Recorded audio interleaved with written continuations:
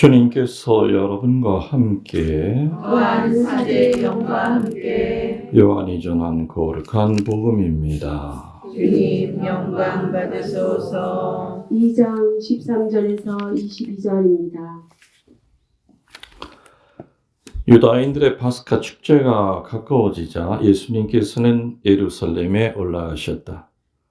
그리고 성전에 소와 양과 비둘기를 파는 자들과 환전꾼들이 앉아있는 것을 보시고 끈으로 채찍을 만드시어 양과 소와 함께 그들을 모두 성전에서 쫓아내셨다. 또 환전상들의 돈을 쏟아버리시고 탁자들을 엎어버리셨다. 비둘기를 파는 자들에게는 이것들을 여기에서 치워라. 내 아버지의 집을 장사하는 집으로 만들지 마라 하고 이르셨다. 그러자 제자들은 당신 집에 대한 열정이 저를 집어삼킬 것입니다 라고 성경에 기록된 말씀이 생각났다. 그때 유다인들이 예수님께 당신이 이런 일을 해도 된다는 무슨 표징을 보여줄 수 있어 하고 말하였다. 그러자 예수님께서 그들에게 대답하셨다. 이 성전을 허물어라. 그러면 내가 사흘 안에 다시 세우겠다. 유다인들이 말하였다. 이 성전을 46해나 걸려서 지었는데 당신이 사흘 안에 다시 세우겠다는 말이요. 그러나 그분께서 성전이라 하신 것은 당신 몸을 두고 하신 말씀이었다.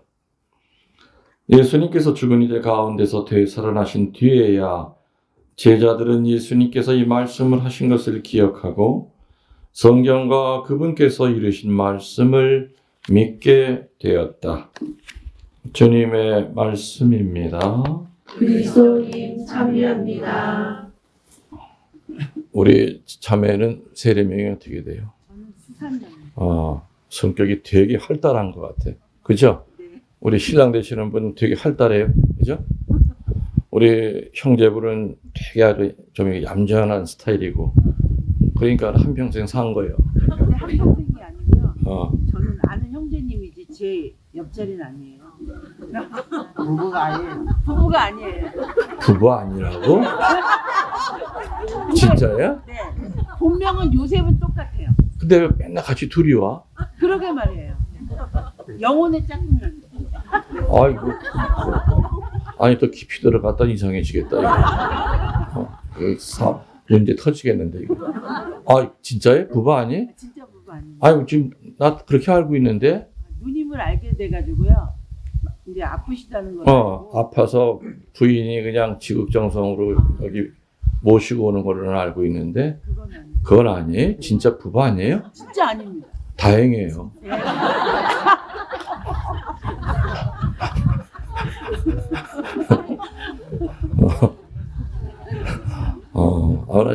형제님 정말 다행입니다. 농담이고요.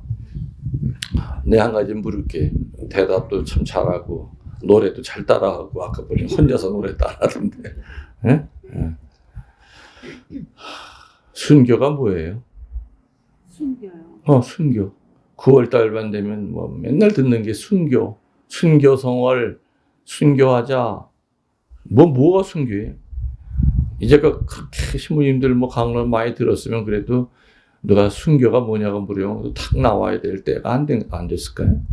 저는 아직 부족해서 탁 나오지는 않아요. 노래는 잘하는데 어떻게 그런 거 대답을 못해? 왜냐면 제가 그냥 나름대로 생각한 거는요. 정확한 거 얘기해봐요. 예, 예. 뭐가 순교예요? 어떤 사건을 통해서 옛날에는 순교자들이 목숨을 바쳐서 순교했지만 지금 현재는 제가 천주교 신자로서 살아가는 삶 자체가 순교의 정신을 따라가는 삶 자체가 이제 순교다. 네. 뭐 틀린 말 아니죠. 맞는 말이고. 하지만 내가 원하는 답은 아니었던 것 같고. 또 자매. 순교가 뭐예요? 순교의 첫 단추가 뭐예요? 나를 죽이는 거. 나를 죽여? 아니 이 생활에서 모든 것을 내가 오늘 죽여줄까? 내가 오늘 죽여줄까? 낮에 자신을 내려놓는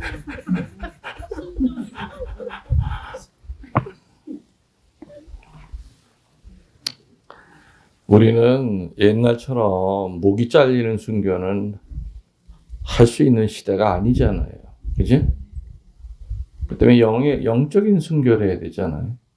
영적인 순교의 첫 단추는 뭐냐? 아주 간단해. 화 참는 거예요. 뭐 참는 거? 화를 참는 그럼. 지 화도 못 이기면서 무슨 다른 순교를 한다고 그래? 무슨 희생을 한다고 그래? 하루에도 12번 지 화날 때마다 그냥 다 드러내놓고 인상 쓰고 소리 지르고 하면서도 무슨 순교를 해? 그래서 영적인 순교의 첫 단추는 아까 본인이 뭐 자기 죽이는 거라고 그랬잖아요. 그치? 그것도 뭐 그 포함이 된 얘기죠, 사실은. 화를 참는 거. 화라고 하는 것은 드러나는 화가 있고 숨겨져 있는 화가 있어요. 그죠? 어떤 사람은 참 겉으로 화를 잘 내. 근데 어떤 사람은 표시는 안 하는데 그 속에가 뭔가 이 다이너마이트가 하나 있어서 불만 누가 땡겨놓으면 뭐가 터질 것 같은 그런 사람이 있어요. 화는 어디서 오냐면은 상처에서 와요. 상처가 많은 사람은 화가 많아요. 그리고 상처가 깊을수록 화의 그 깊이도 굉장히 깊어져. 근데 그 뿌리가 질경이 뿌리처럼 참 깊이 박혀 있어서 레지오 나간다고 해결이 안 돼. 그죠? 주일 미사 참석한다고 쉽게 해결될 그런 성격이 아니죠.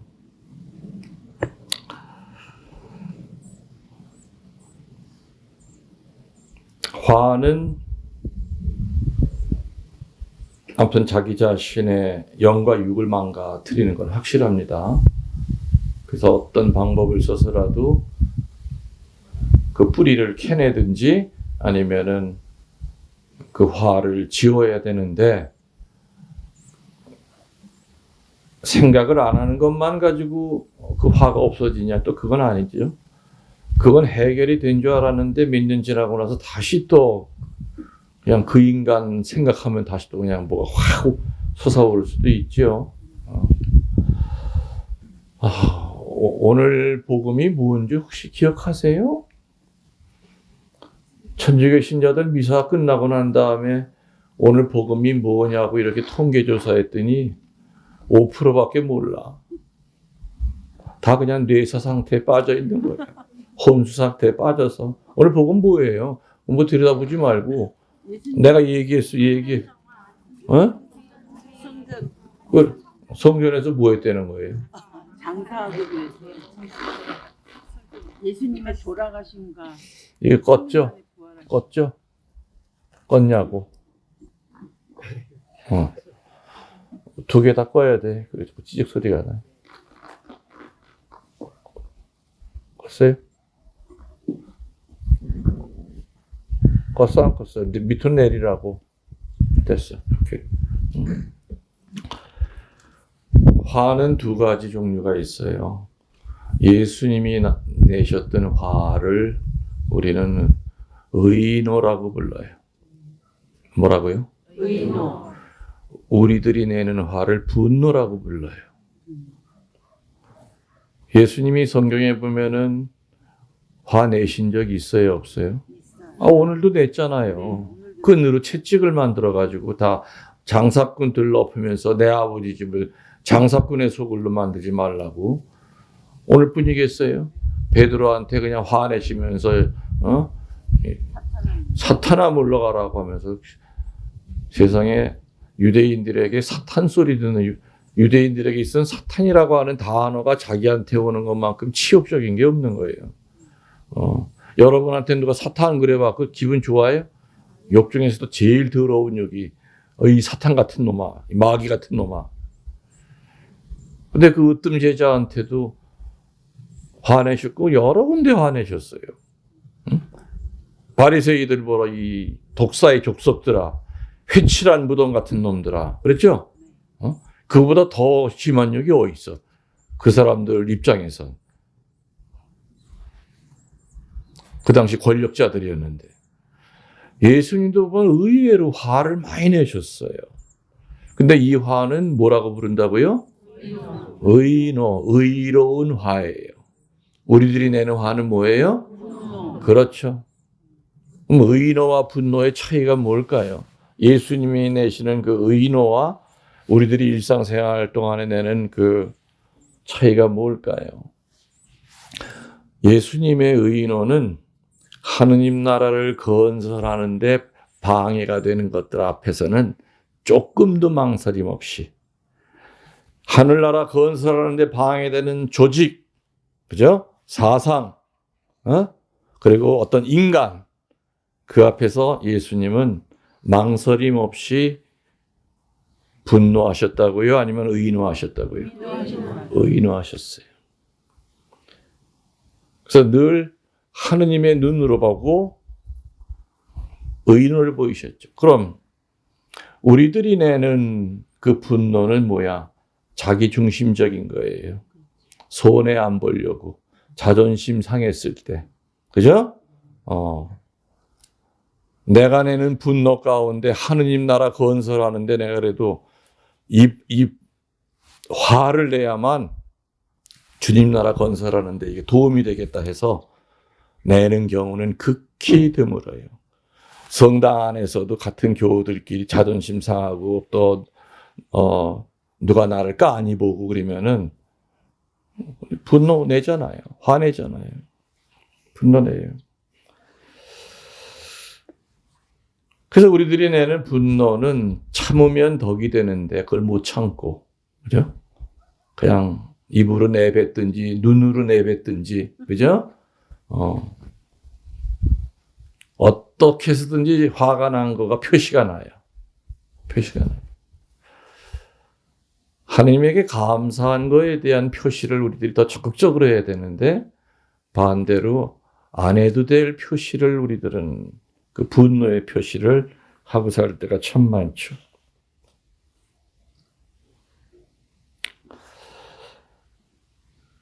그러니까 여러분 확실히 알아둬야 될 것이 예수님의 분노, 예수님의 화를 우리는 의노라고 부르고 우리들이 하는 화를 분노라고 부른다.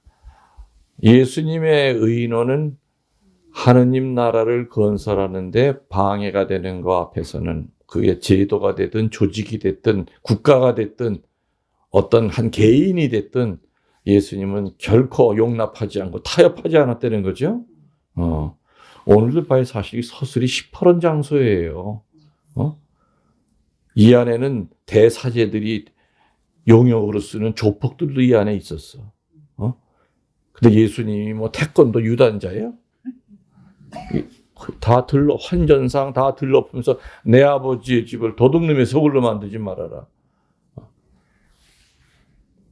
그 당시에 유대인들은 1년에 한 번 반드시 예루살렘 성전에 와서 제물을 드려야 돼요. 그죠? 그래서 비둘기라든지 양이라든지 염소라든지. 근데 그걸 들고 1년 내내 비둘기를 잘 키워서 데리고 와. 그러면 그 비둘기를 검사하는 검시관이 있어. 검시관이 어떤 이유를 대서라도 퇴짜를 놔. 그리고 대사제가 운영하는 그 짐승 파는 거기서 사야만 돼. 근데 밖에 비둘기 값이랑 예루살렘 성전 안에서 파는 비둘기 값이랑 차이가 별로 없다면 누가 뭐라고 그러겠어요? 20배 차이가 나. 그걸 다 떼어먹는 거예요. 그리고 성전에 들어가려면은 성전세를 내야 돼. 우리 저 입장료 내듯이. 예? 예. 근데 그 입장료 값이 밖에서 돈 가치랑 달라요. 그때는 뭐 은화라든지 이런 걸 냈겠죠. 그 시대는. 밖에 건 안 받아. 반드시 성전 안에 들어가기 위해서 성전 그 표를 사야 되는데 생각도 못한 이익을 붙여서 표를 팔아요. 500원이면 될 거를 뭐 한 5,000원에 팔. 그러니까 여기서 떼어먹고 짐승 팔 때 또 떼어먹고 그거 하느님 만나러 왔는데 그렇게 강도짓을 당하면 기분 나빠요, 안 나빠요? 근데 말 못해. 왜? 뒤에 주먹들이 있어. 누가 불평하면 딱 허리춤 잡아가지고 끌고 가서 사라져버려. 그런 분위기이기 때문에 아무도 그 대사제 가야파의 그 횡포에 저항하는 사람이 아무도 없었어요. 그리고 어마어마한 돈을 축적을 했던 거예요. 그 당시에. 그 때문에 예루살렘 성전이 거룩한 성전이 아니라 썩어 들어가고 있었죠. 그 서슬이 시퍼런 그 분위기에 예수님은 다 들러엎었잖아요. 이 도둑놈들아. 아마 가야파와 그 일당들은 2층에서 이렇게 내려다보면서 저게 죽으려고 아주 용을 쓰는구나. 사실은 오늘 이 사건 때문에 대사제들은 예수님을 죽이기로 결심을 해요.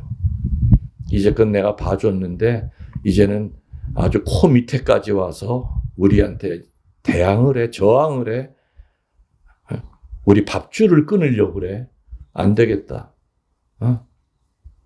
그러면서 하나 매수된 인간이 유다스가 매수가 된 거예요. 은전 30냥에. 그죠? 30냥에.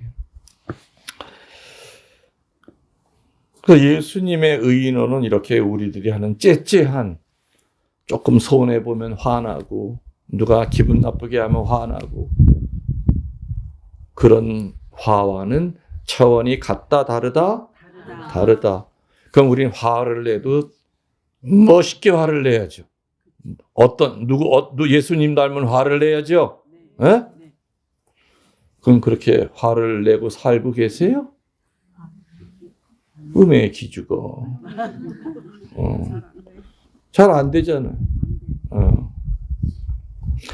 자, 그러면은 도대체 예수님이 어떤 인간들한테 화를 냈을까 하는 걸 살펴보면은 그 예수님의 그 의인어의 대상 중에 내가 혹시 거기 들어가 있지 않을까 우리 확인이 되겠죠. 첫 번째 예수님은 어떤 인간들 앞에서는 가차없이 의인을 보였느냐. 첫 번째 위선자들. 누구? 위선자들 앞에서는 예수님은 조금의 자비심이 없었어요. 위선 떠는 인간들. 위선은 뭐예요? 말과 행동이 다른 거죠. 베드로전서에 보면은 이방인들 앞에서 행실을 단정히 하라고 그랬어요. 물론 저도 한평생을 좋은 말만 하고 살았죠. 그죠?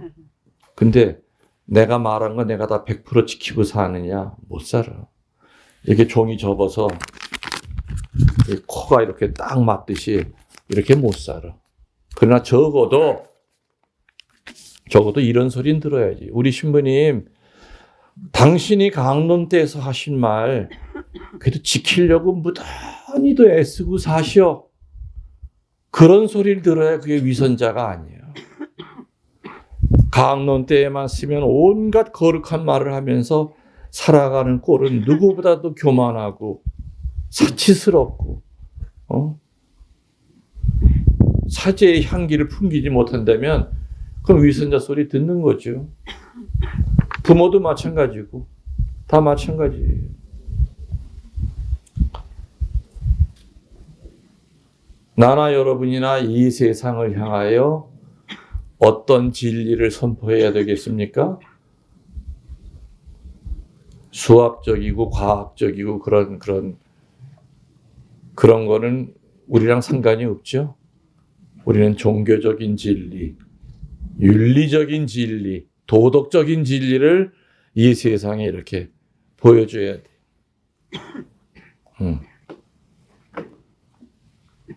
그런데 도덕적이고 과학적인 진리를 이렇게 외치는 사람들은요, 살아가는 모습과 자기가 하는 말이 조금 달라도 도를 안 맞아요. 어느 학원에 수학 선생이 있는데 수학을 지질이 못하는 애도 그 사람한테만 가면 기가 막히게 수학을 잘해. 근데 그 사람이 사생활이 아주 난잡해. 아주 카사노바야. 바람꾼이야. 그래도 그 학원은 애들이 미어 터져요. 왜? 저 사람이 바람을 피든 말든 상관없어. 내 새끼만 잘 가르쳐주면 되는 거야. 그래서 이런 과학적이고 수학적인 진리를 가리키는 사람들이 말과 행동이 다르더라도 조금 스캔들은 될 수 있지만 돌은 안 맞아. 근데 나나 여러분들 천주교 신자라는 거 주변에 지인들 많이 알잖아요. 저 사람은 천주교 신자인데 사는 꼬라지 보면 왜 저래? 아이고 우리 동네에서 돈 떼먹고 안 갚은 여자는 저 여자밖에 없어. 성당에서 레지오 단장한대. 얼마나 망신스럽고 창피해. 저 사람 성당 열심히 간부 노릇하는데 아이고 말마 우리 여기 동네에서 아무튼 뒷담화 치는 데는 저 여자 못 당해. 누가 그 사람을 보고 성당에 나오겠느냐 이거야. 그래요 안 그래요? 그렇잖아. 이거 위선 떠는 거지. 뭐 아무리 좋은 얘기 구역장하고 뭐만 직책을 다 받은 무슨 소용이 있습니까? 그래서 도덕적이고 윤리적이고 종교적인 진리를 외치는 사람이 하는 말과 행동이 다를 때는 분명히 돌이 날라와요. 예수님은 그래서 그 위선에 대한 이야기를 참 많이 하셨죠. 그리고 위선자들한테 아까 얘기했잖아. 이 독사의 족속들아, 회칠한 무덤 같은 놈들아.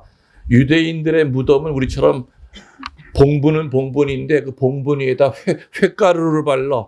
회 뭔 줄 알죠? 그래서 햇빛이 쪼이면은 멀리서 보면 반짝반짝 빛나. 그 무덤이. 이뻐. 근데 회칠한 무덤. 속에서는 구더기가 그 살을 파먹고 있는데 겉에만 아무리 이쁘게 회칠을 해놓은들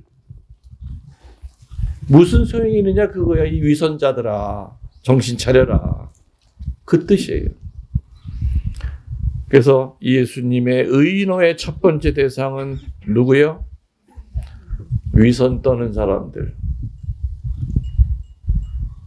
여러분들도 자유롭지 못하죠? 그 첫 번째. 그죠? 나도 어떨 땐 자유롭지 못해. 두 번째로 어떤 사람들에게 화를 냈느냐.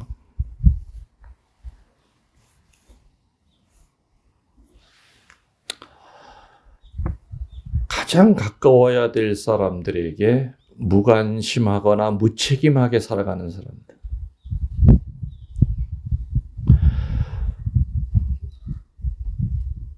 여러분들, 죄는요, 깊이 생각하지 않아도, 내가 죄졌구나 하는 게 쉽게 알 수 있는 죄 있죠? 도둑질하고 난 다음에 죄진 거 알아요. 간음하고 난 다음에 내가 죄졌구나 알아요. 이건 소극적인 회개거리예요.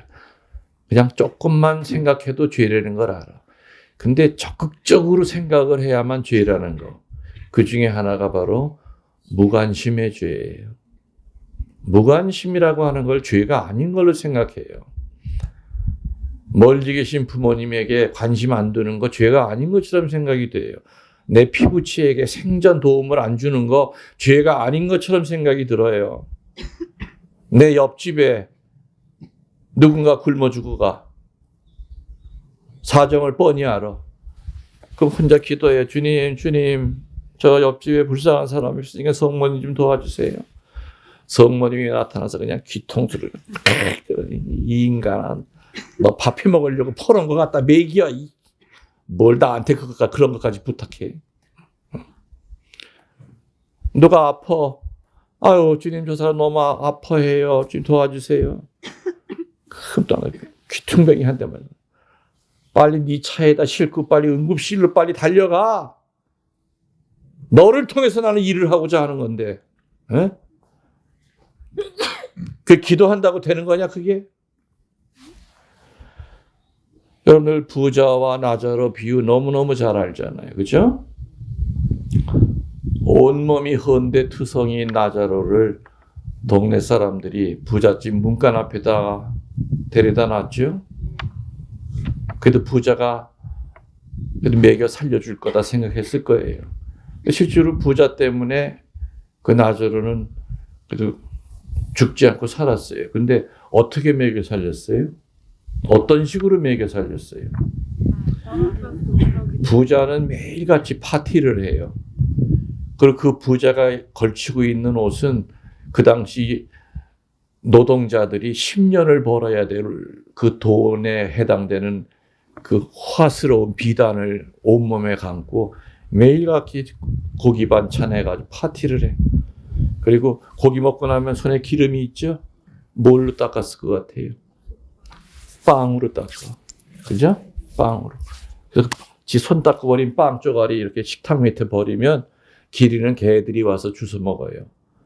개들이 먹을 그 빵을 모아다가 문간 앞에 있는 나저로를 먹여 살린 거예요. 그러면서도 그 부자는 주님, 저놈은 내 덕에 삽니다. 근데 부자가 죽었어. 어디로 갔어요? 지옥에 떨어졌어요. 나자로는 어디 갔어요? 아브라함 할아버지 품 안에 안겼죠. 부자가 지옥에 간 이유가 뭐예요? 부자는 다니면서 발로 걷어찬 적 없어요. 몽둥이질한 적 없어요. 비록 지 손 닦고 버린 빵이지만 그거 먹여서 살렸어. 부자가 지옥에 간 이유는 악행을 행했기 때문이 아니라 적극적인 선을 못 베풀었기 때문에 그래요. 뭐라고요? 적극적인 선을 때리거나 못된 짓 한 적 없어. 근데 적극적인 선을 못 베풀었기 때문에. 그래서 여러분들 명심하셔야 돼요. 그냥 나 혼자 착하게만, 그 착하다고 하는 개념이 참 혼돈스러워.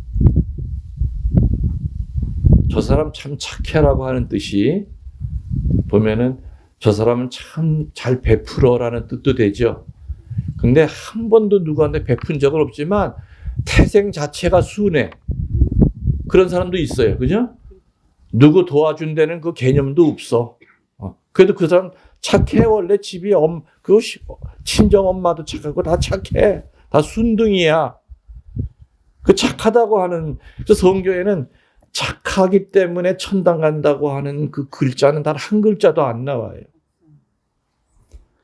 선을 베풀어야 돼요. 그래서 예수님은 이 무책임하고 무관심한 사람을 만날 때마다 여러 가지 비유를 통해서 네 삶이 얼마나 잘못되어 있는지, 너는 네 혼자 성실하게 일해서 네 자식 새끼 먹여 살리고 그걸로는 넌 충분하다고 생각하지만 눈을 조금만 이렇게 멀리 좀 쳐다봐라. 네가 조금만 도와주면은 일어설 수 있는 사람 주변에 많다. 밥 한 톨 다 먹지 말고 반 톨만 먹고 반 톨은 저 사람 먹여라.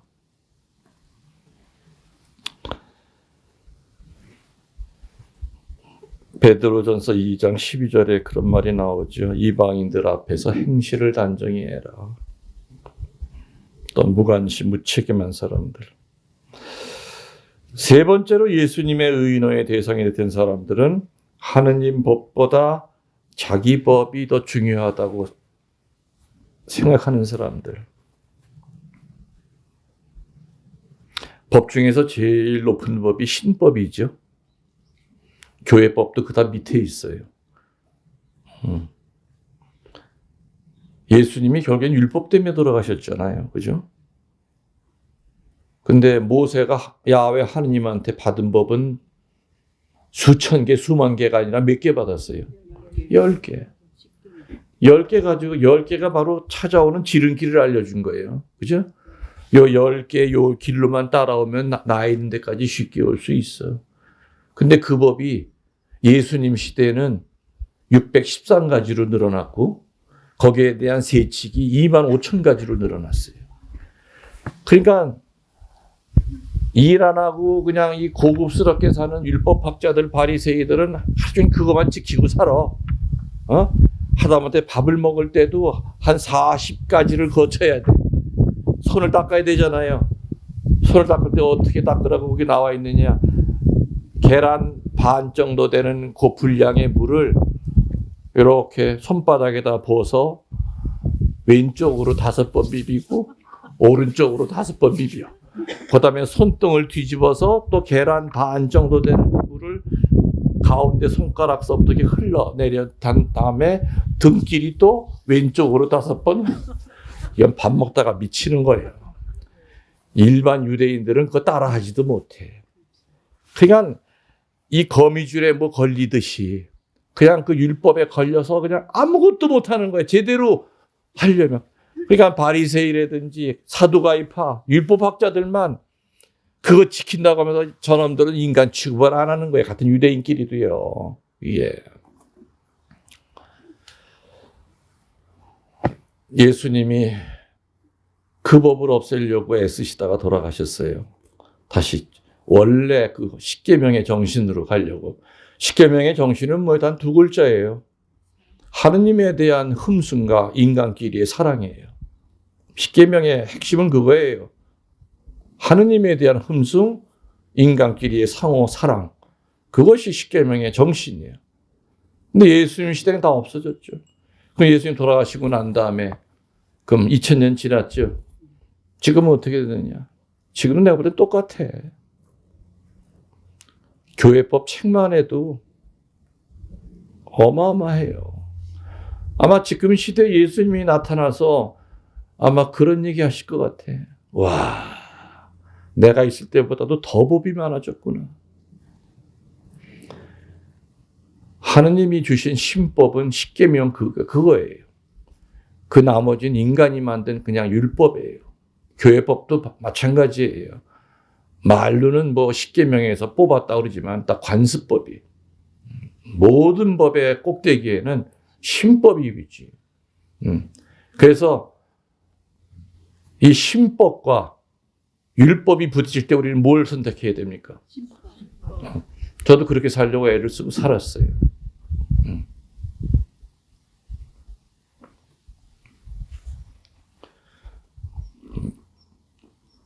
자기 안에 법을 많이 만드는 사람일수록 인생살이가 피곤할까요? 자유로울까요? 피곤해요. 이렇게 아는 건 나보다 다 선생들이에요.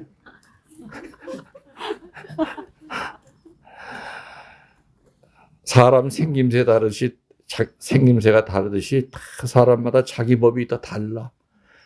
눈금이 달라. 가지고 있는 저울이 달라. 근데 문제는 그 눈금이 제대로 맞는 눈금이냐 맞지도 않아. 엉터리 잣대를 가지고 자기가 만든 잣대를 가지고 남편을 재고 아내를 재고 본당 신부를 재고 오만 사람을 다 재. 그리고 늘 자기 눈금이 제일 정확하다고 착각을 해요. 우리 성당에 나만한 사람 있으면 나와보라 그래. 우리 구역에 나보다 똑똑한 사람 있으면 나와보라 그래. 자기 잣대가 자기 잣대를 우상화하는 거죠. 우상화. 내가 언젠가 피정 때 그런 얘기 했어요. 개와 고양이는 근본적으로 같은 공간에 있기가 힘들어해요. 할 수 없이 한 방 안에 있어도 고양이는 높은 데 있어요. 노는 데가 달라. 근데 그 이유는 뭐냐? 동물학자들이 연구를 했대잖아요. 언어가 다르대요. 언어 자체가. 개는 좋으면 꼬랑지를 막 흔들죠. 개는. 고양이는 기분이 별로 안 좋을 때 이렇게 흔들어요. 나 별로 기분 안 좋다 그거예요. 기분 좋을 때 흔드는 꼬리가 달라. 그래서 착각을 하게 돼. 개가 기분 좋을 때 꼬리 쫙 흔들듯이. 그리고 개는 좋으면은 뒤로 발라당 자빠져요. 근데 고양이는 자기보다 큰 놈이랑 싸울 때 뒤로 자빠지면서 핥히려고 준비를 해요. 고양이가 배를 보이면 기분이 안 좋은 거예요. 댐비기 직전이.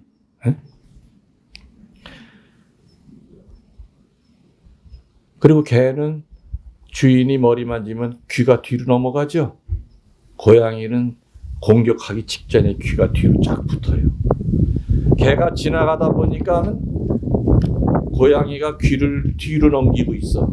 아, 나를 반가워하는구나 하고서는 달려갔다가 고양이한테 양! 이게 서로가 대화가 안 되는 거예요. 개는 늘 행복하고 좋으면은 이렇게 배를 보였는데 지나가다 보니까 고양이가 배를 보이고 이렇게 자기를 쳐다보면서 배를 보이고 있어. 아이고 반갑구나. 나이스 미츠 하면서 이제 그랬더니 그냥 핥혀버리는 거예요. 자, 남편의 마음 안에 고양이의 마음이 있을 수 있고요. 부인의 마음 안에 개의 마음이 있을 수 있죠. 본당 신부 마음 안에 고양이의 마음이 있을 수 있고 신자들 마음 안에 개의 마음이 있을 수 있어요.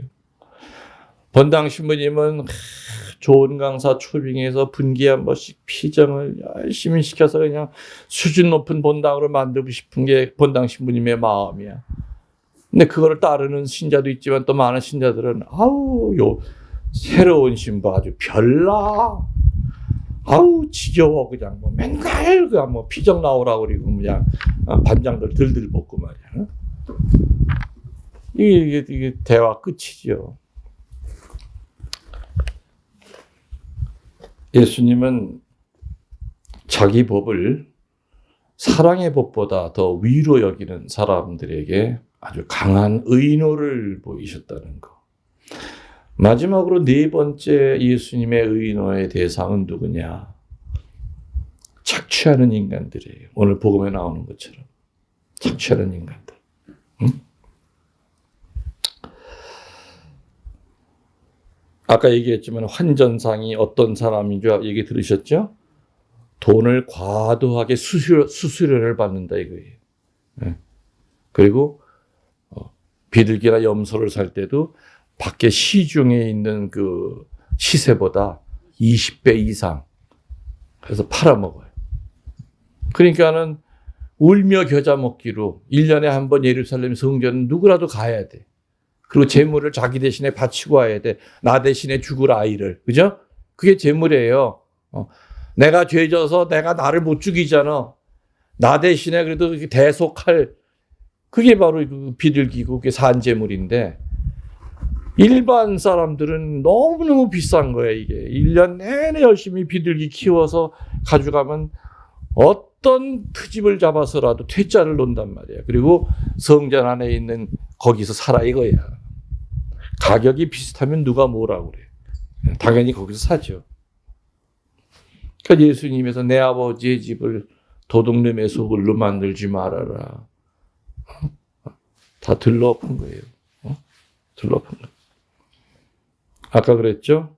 바로 이 사건 때문에 유대교의 지도자들은 저 인간이 스스로 명을 재촉하는구나. 빨리 해치우자. 응? 아주 절대적인 사건이 바로 이 성전 정화 사건이 바로 그런 예수님의 명을 단축시켰던 그 사건이 바로 오늘 나온 그 사건이었습니다. 자, 정리하면은 내가 길게 얘기했지만은 딱 6개 얘기했어요. 예수님의 화를 뭐라고요? 또 우리들의 화는 하늘과 땅 차이라 그랬죠. 그죠? 그래서 우리들도 내 중심적인 그 분노에서부터 자유로워지면서 정말 의노를 보일 때는 내 뒤에 주님이 계시다고 하는 그 강한 믿음 갖고 내 뒤에 백이 있다.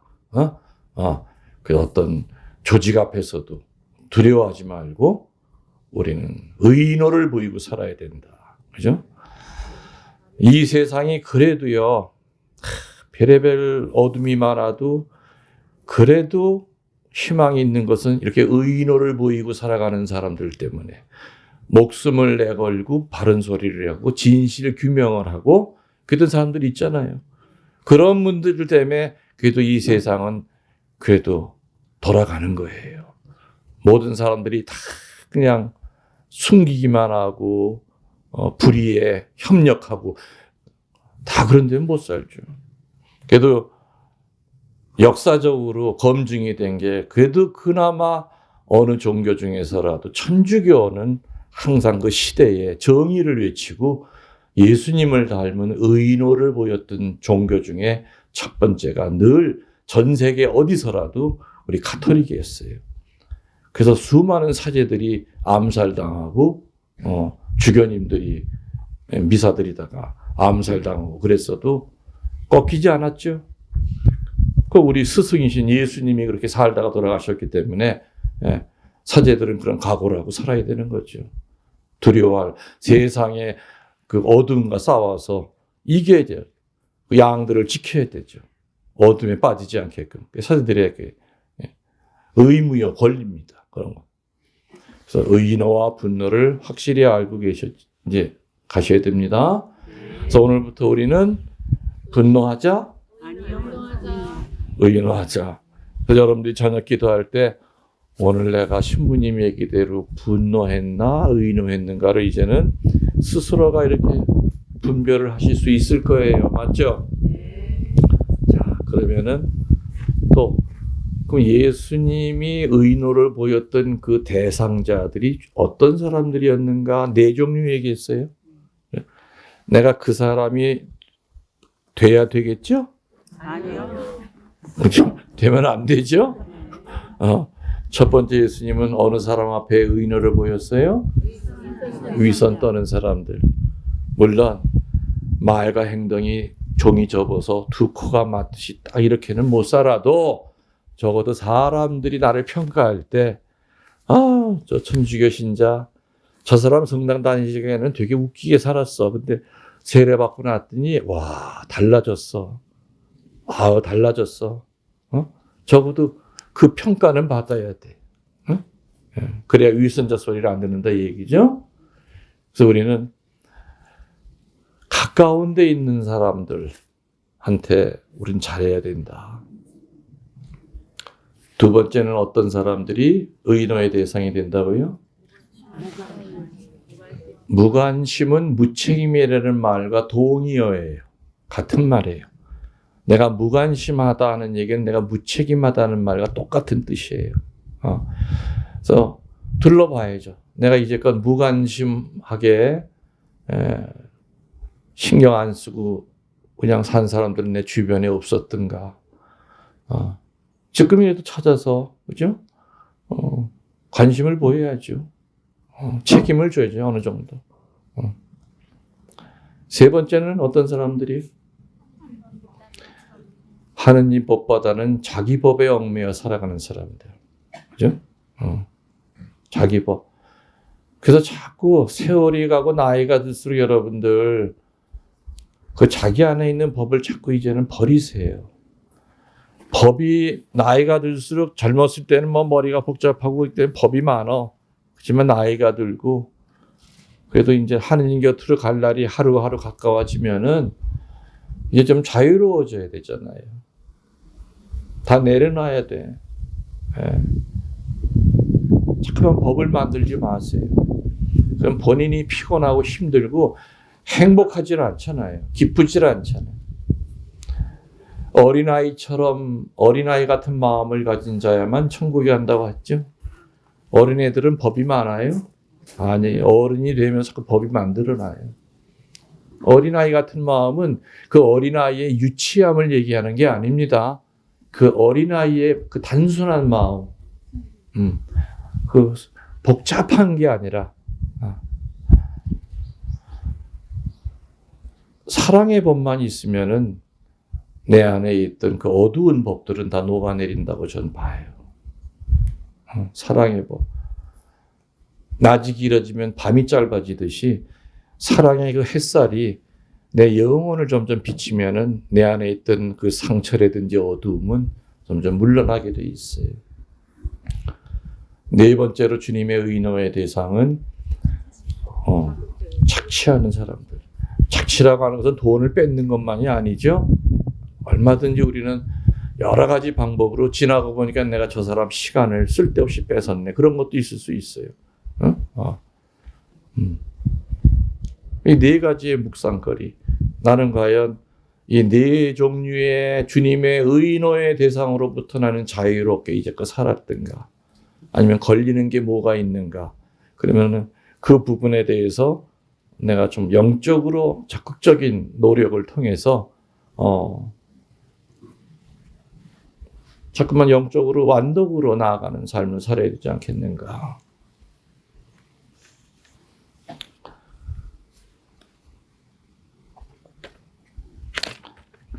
아마 제 옛날 뭐 군정 신부 때부터 살아온 얘기를 아시는 분은 알겠지만은 그땐 물론 젊었기 때문에 그 거대한 권력이랑 싸우고 양을 지키기 위해서 지금 뒤돌아보면 참 하느님이 도우셨다 하는 그런 순간들이 참 많았던 것 같아요. 야, 어떻게 내가 그 당시에 그 서슬이 시퍼런 그 시대에 쥐두새도 모르게 죽을 수 있는 그 상황인데도 그 양 하나를 지키기 위해서 목숨을 내걸고 내가 싸웠을까. 물론 긴 세월 동안 독재 시절에는 내 이름이 블랙리스트에 거의 1번짜리에 올라가 있었었죠. 하지만 지나고 보면은 그때 내가 움찔하면서 내가 몸을 사리지 않은 것에 대해서 하느님께 얼마나 큰 감사를 하는지 몰라요. 그런 용기를 주셨다는 거. 주님 닮은 의인을 보이고 살았다고 하는 거. 그래서 나중에 언젠가 세상 떠날 때 주님 닮으려고 무던히도 애쓰고 살다 갑니다. 그런 말을 우리 모두의 입에서 다 나올 수 있게끔 그렇게 살도록 합시다. 아멘. 우리의 신앙을 고백하겠습니다. 전능하신 천주 성부 천주의 창조주를 저는 믿나요.